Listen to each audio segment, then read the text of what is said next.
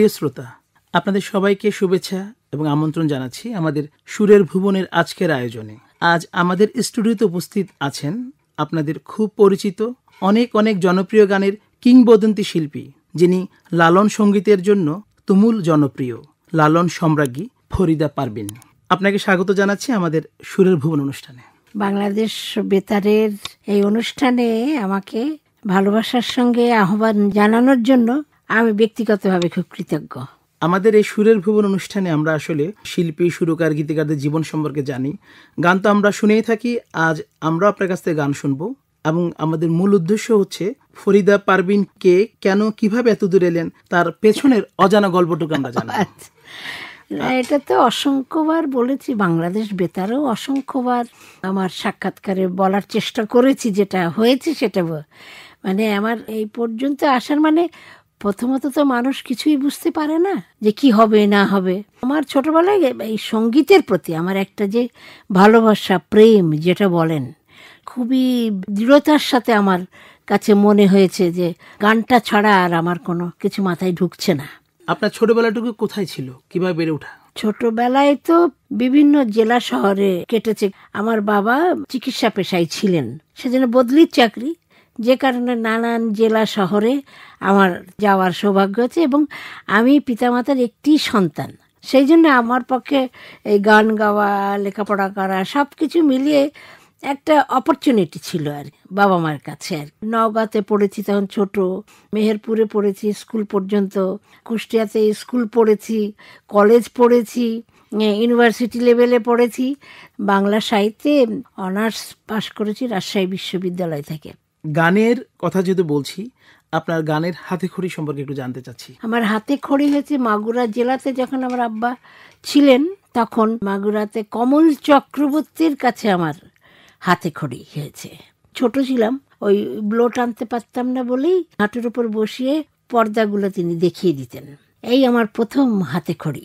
তারপরে তো বিভিন্ন জেলা শহরে, বেশিরভাগ সময় কেটেছে আমার কুষ্টিয়া জেলা শহরে আর কি। চমৎকার, আমরা অনেক কিছু জানলাম, আরো জানবো। আমরা আপনার গান শুনে আসি। সত্য বল সুপথে চল, লালন ফকিরের গান যদি বলতে হয়, এই গানটি দিয়েই আমার লালন ফকিরের গানে প্রথম গলা মেলানো। আমার গুরু মকসুদ আলী শাহী লালন ফকিরের গানে, যার কাছ থেকে আমি তালিম নিয়েছি, তিনিই আমাকে এই গানটি প্রথম হাতে খড়ি দিয়েছিলেন। সত্য বল সুপথে চালো রে আমার মন, সত্য বল সুপথে চালো রে আমার মন।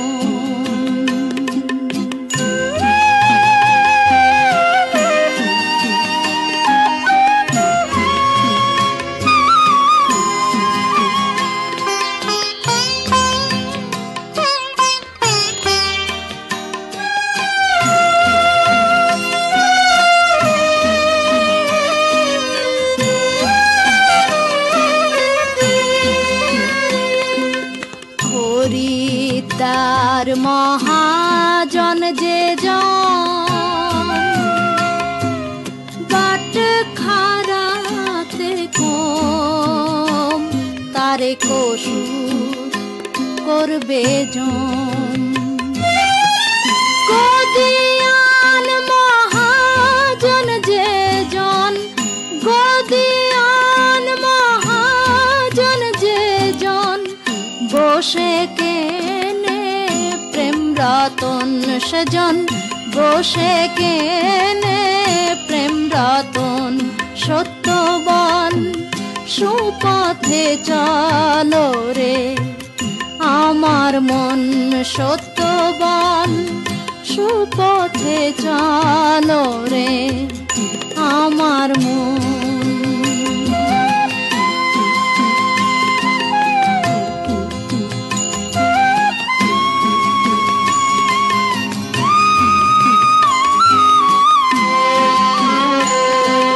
পরের দ্রব্য পরের নারী হরণ করোনা, পারে যেতে পারবে না যতবার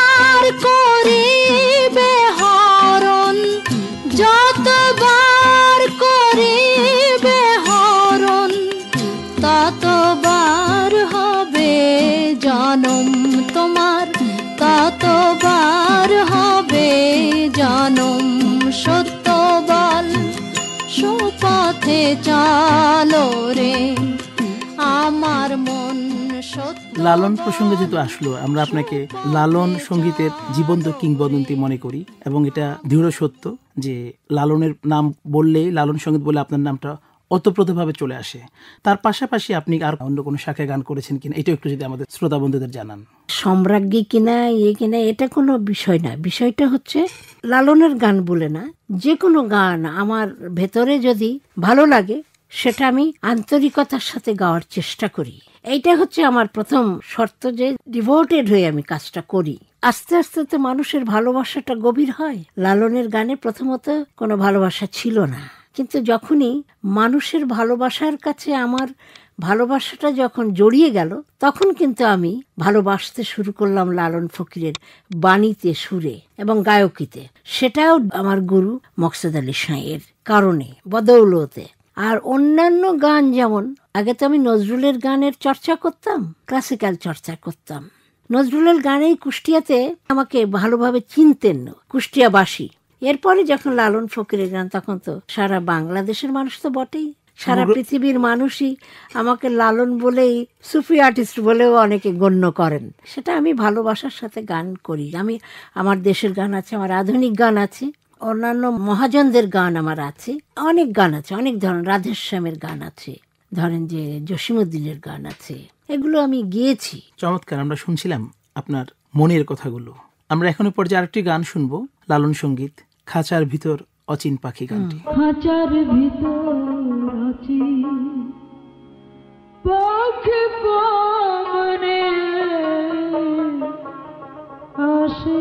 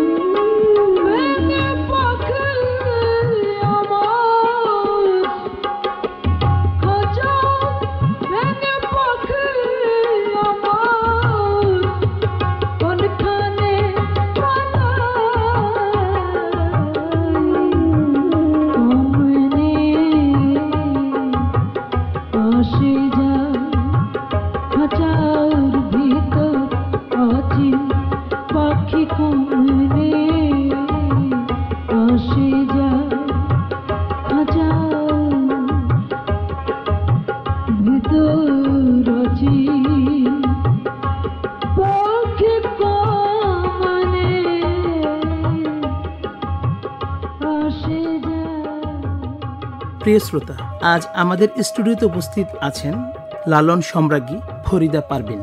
এই পর্যায়ে আমরা আপনার কাছ থেকে একটু জানতে চাই, বেতারের সাথে আপনার আসলে সম্পর্কটা কিভাবে হলো, কখন থেকে? বেতারের সাথে আমার প্রথম পরিচয় হয় তখন রংপুর বেতারে আমি একজনের মাধ্যমে গেছিলাম আর কি। তিনি হচ্ছেন তোজাক্কুর হোসেন। তিনি কুষ্টিয়ায় ছিলেন। তখন আমার গান শুনে বলতেন যে মা তুমি যদি আমার একটা গান করতে, আমাকে খুব ভালোবাসতেন। তখন ছোট মানুষ আমি। ওনার বাড়ি রংপুরে। তখন ওই সময় নিয়ে গেছিলেন বেতারে, ওনার একটা গান তখন রেকর্ড করা হয়েছিল। তখন তো রেডিও সম্পর্কে ওরকম ধারণাও হয়নি। কিন্তু এর পরবর্তীকালে যখন আমি রাজশাহী বেতারে যখন অডিশন দিলাম, নজরুলের গান গেয়ে তখন আমি ওখানে পাশ করলাম। তখন গুরু ছিলেন হচ্ছেন ওস্তাদ আব্দুল কাদের। তিনি তখন খুব বকাবকি করলেন, না তোকে আর আমি হারমোন দিয়ে গলা সাধতে দেবো না, তুই তানপুরায় গলা সাধবি। 6টা বছর আমাকে তানপুরায় গলা সাধিয়েছেন। এরপরে তো পাশ করলাম এবং শুরু হলো আমার বাংলাদেশ বেতারের সাথে সখ্যতা। আসলে সঙ্গীত তো গুরুমুখী বিদ্যা, চর্চা বিদ্যা। একই পর্যায়ে আমরা আপনার আরেকটি গান শুনবো, সেটা হচ্ছে বাড়ির কাছে আরশিনগর। সে প্রখ্যাত বিখ্যাত গান, এটা আসলে সবার মুখে মুখে। শ্রোতা বন্ধুরা, আমরা এখন শুনছি এই গানটি। বাড়ির কাছে আরশিনগর,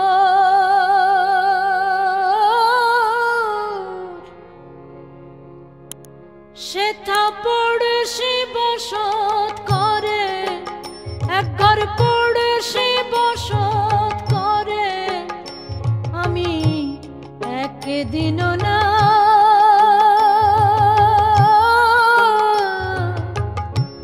দেখিলাম তারে।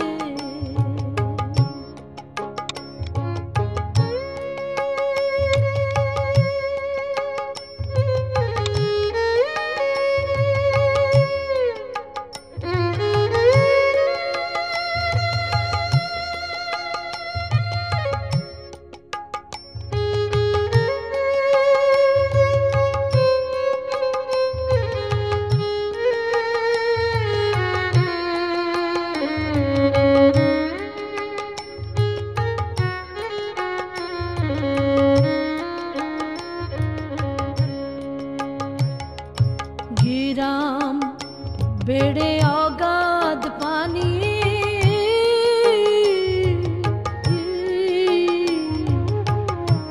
নাই কিনারা নাই তরুণী পারে।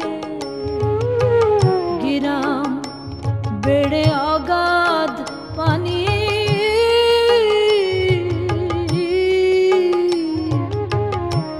নাই কিনারা নাই তরুণী পারে। বাঞ্ছা করে দেখবা তারে,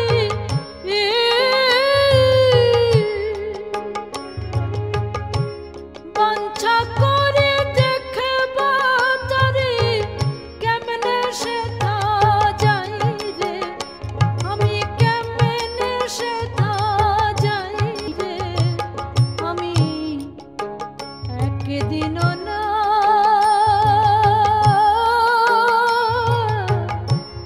দেখিলাম তারে।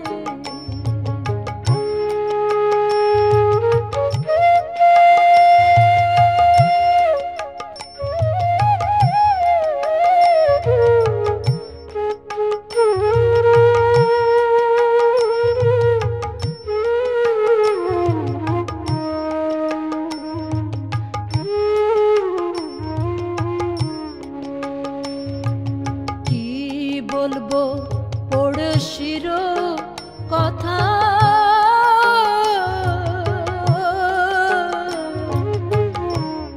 হস্ত পদ স্কন্ধ মাথা নাই রে।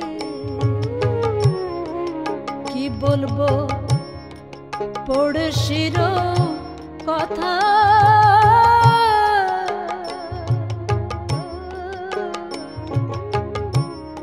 হস্ত পদ স্কন্ধ মাথা নাই রে। ক্ষণিক থাকে শূন্যের উপর, ক্ষণিকে ভাসে নীরে, ও সে ক্ষণিকে ভাসে নীরে, আমি একদিনও না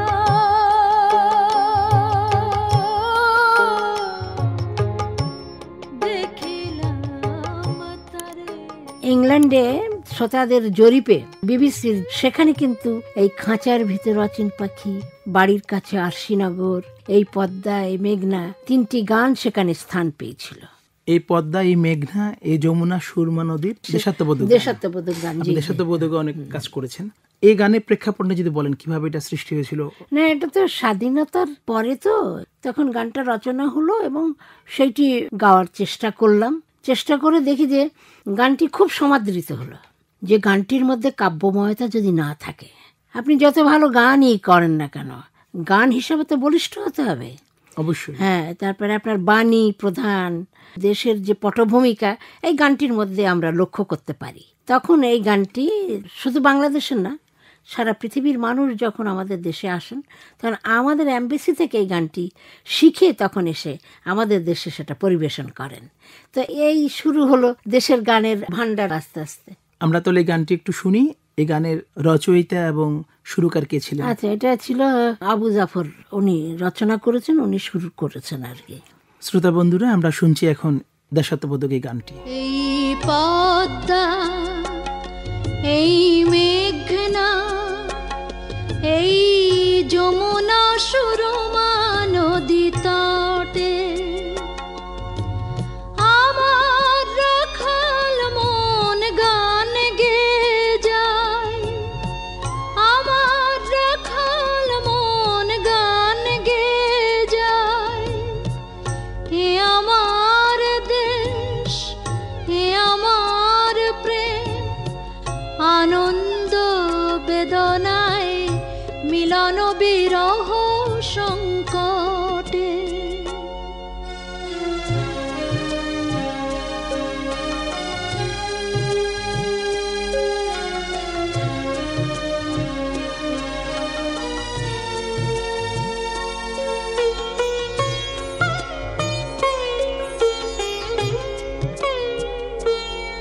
এই মধুমতি ধান সিঁড়ি নদীর তীরে, নিজেকে হারিয়ে যেন পাই ফিরে ফিরে। এই মধুমতি ধান সিঁড়ি নদীর তীরে, নিজেকে হারিয়ে যেন পাই ফিরে ফিরে।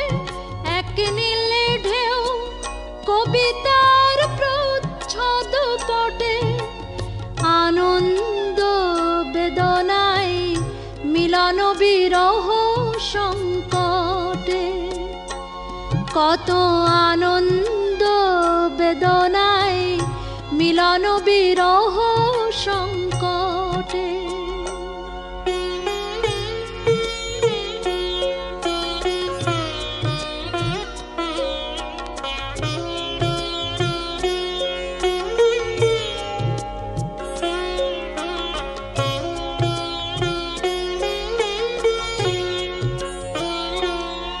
এই পদ্মা, এই মেঘনা, এই হাজার নদীর অববাহিকায়, এখানে রমণী গুলো নদীর মতো, নদী ও নারীর মতো কথা কয়। এই পদ্মা, এই মেঘনা, এই হাজার নদীর অববাহিকায়, এখানে রমণী গুলো নদীর মতো, নদী ও নারীর মতো কথা কয়। এই অবারিত সবুজের প্রান্ত ছুঁয়ে, নির্ভয়ে নীলাকাশ রয়েছে নুয়ে। এই অবারিত সবুজের প্রান্ত ছুঁয়ে, নির্ভয়ে নীলাকাশ রয়েছে নুয়ে। যেন হৃদয়ে ভালোবাসা, হৃদয়ে ফোটে, আনন্দ বেদনায়, মিলন বিরহ সংকটে। কত আনন্দ বেদনায়, মিলন বিরহ সংকটে। প্রিয় শ্রোতা, আজ আমাদের স্টুডিওতে উপস্থিত আছেন কিংবদন্তি শিল্পী ফরিদা পারভিন।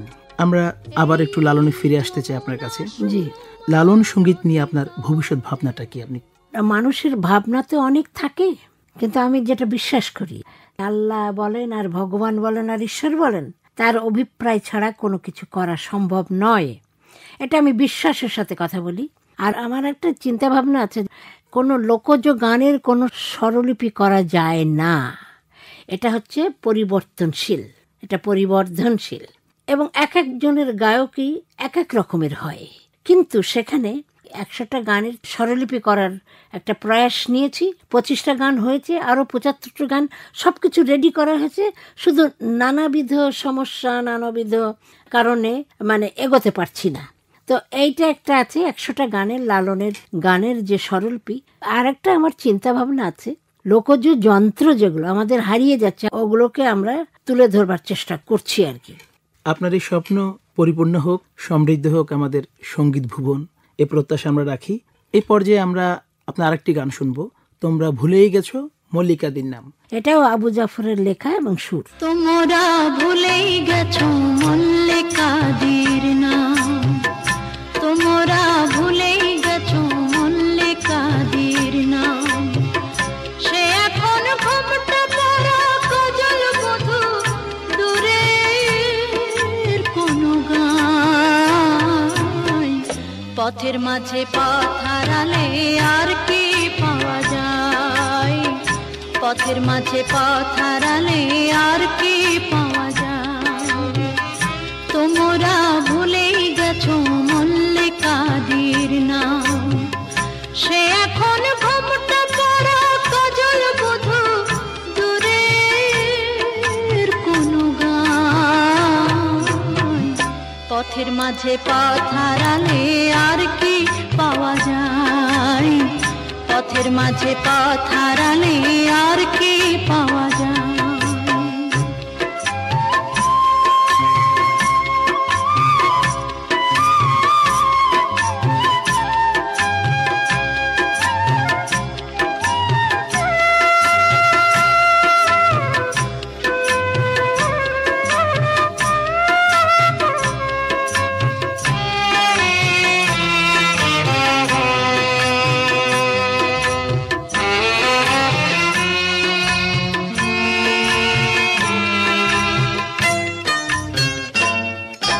বৃষ্টি ঝরা পথের ধারে আম কুড়োতে এসে, ভেজা হাতে ডাকলো আমায়, বললো ভালোবেসে।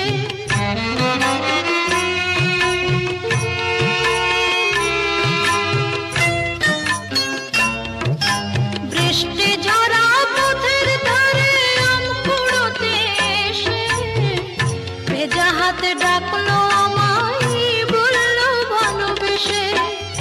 এখানে আম কুড়োবার ধুম লেগেছে, এখানে আম কুড়োবার ধুম লেগেছে, চলো না অন্য কোথাও যাই। যেদিন গেছে সেদিন কি আর ফিরিয়ে আনা যায়, যেদিন গেছে সেদিন কি আর ফিরিয়ে আনা যায়। তোমরা ভুলেই গেছো মল্লিকাদির নাম। এই পর্যায়ে আমি আপনার কাছ থেকে একটু জানতে চাই, আপনি অনেক গান গেয়েছেন চলচ্চিত্রে, লাগানো হয়েছিল নিন্দার কাটা যদি না বধিল গায়ে, অন্ধপ্রেম ছবিতে। আরেকটি আহমেদ জামান চৌধুরী, তিনি করেছিলেন লাভ ইন সিঙ্গাপুরে, সেখানে সিডি থেকে তিনি ওটাকে ইনক্লুড করেছিলেন। এই আর কি, আমি সিনেমাতে সেইভাবে তো গান করিনি। আমরা জানি আপনি 21 পদক পেয়েছেন, জাতীয় চলচ্চিত্র পুরস্কার পেয়েছেন। জি, এই পুরস্কার, এই অর্জন, এটা আমাদের জন্য গৌরব। আমরা একজন ফরিদা পারভিনকে পেয়েছি। এশিয়ার নোবেল বলে খ্যাত জাপানে আমি 2008 সনে পুরস্কৃত হই, যেখানে ডক্টর ইউনুসও পেয়েছিলেন, এবং ভারতবর্ষের পণ্ডিত রবিশঙ্কর পেয়েছিলেন, ওস্তাদ আমজাদ আলী খান পেয়েছিলেন, এ আর রহমান পেয়েছেন। এইটা তো একটা আমার একার অর্জন না, এটা আমাদের সাংস্কৃতিক অঙ্গনের যারা আছেন তাদের তো বটে, এবং বাংলাদেশের মানুষের এটা এটা একটা একটা বিরল অর্জন সম্মান। আমাদের জন্য, হ্যাঁ, অবশ্যই, এটা নিঃসন্দেহে। সম্মান। হ্যাঁ, শ্রোতা বন্ধুদের পক্ষ থেকে এবং বাংলাদেশ বেতারের পক্ষ থেকে অভিনন্দন জানাচ্ছি। এই বিশাল অর্জন আপনি আমাদের জন্য করেছেন, এটা আমাদের জন্য নিঃসন্দেহে একটা অনেক বড় পাওয়া। এই পর্যায়ে এখন আমরা শুনবো মিলন হবে কতদিনে এই গানটি। মিলন হবে কত দিনে, মিলন হবে কত দিনে, আমার মনের মানুষের সনে, আমার মনের মানুষের সনে।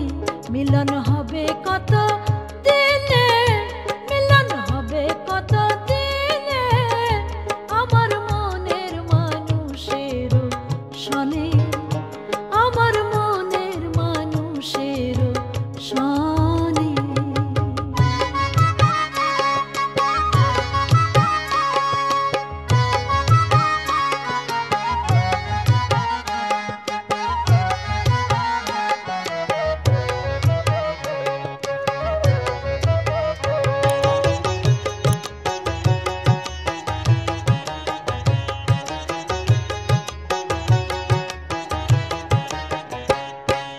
চাতক প্রায় নেশে, যে আছে কলসী, চাতক প্রায় নেশে, যে আছে কলসী, হব বলে চরণ দাসী, হব বলে চরণ দাসী। ওটা হয় না কপাল গুনে, ওটা হয় না কপাল গুনে, আমার মনের মানুষের সনে, আমার মনের মানুষের সনে। গান এবং কথায় আমরা একদম অনুষ্ঠানের শেষ পর্যায়ে চলে এসেছি।